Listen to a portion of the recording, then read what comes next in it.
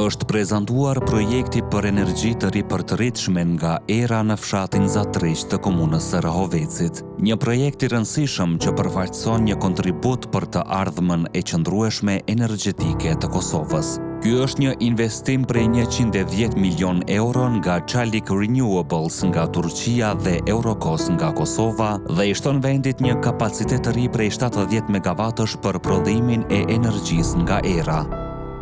Projektin e parkut të ERA-s në Zatriq e vizitoi kryeministri në detyrë Albin Kurti, i cili tha se pritet të prodhohen 185 gigawatt orë energji elektrike në vit, që, siç tha ai, mbulojnë konsumin e 45.000 familjeve kosovare me energji të pastër.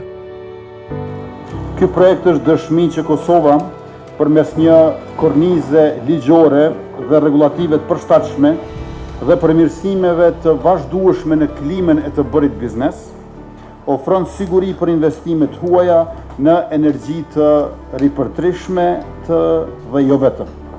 Uroj Çalik Renewables, Eurocos dhe të gjithë punëtorët, 175 punëtorë gjithsej, prej të cilëve 130 nga Kosova, për angazhimin e tyre për të realizuar këtë projekt infrastrukturor mjaft kompleks, por shumë të rëndësishëm për vendin tonë. Ministria në detyrë e ekonomisë, Ertane Rizvanolli, tha se kjo do të thotë më shumë siguri për furnizim brenda Kosovës.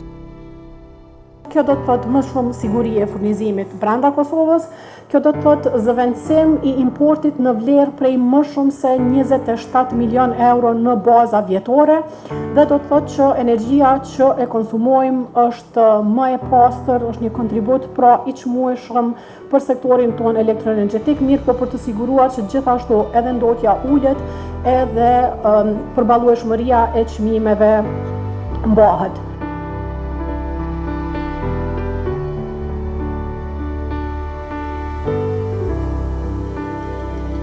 Punimet në parkun e ERA-s në Zatriq pritet të përfundojnë në muajin korrik të këtij viti. Kështu thot kryeshefi i Çalik Renewables.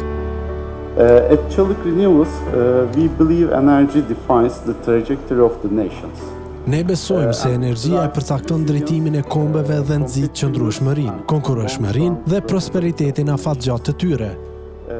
Kjo është arsyeja pse ne investojmë në një vizion afatgjatë, jo vetëm për të gjeneruar energji, por edhe për të ndihmuar në ndërtimin e partneriteteve më të forta ekonomike dhe afatgjata.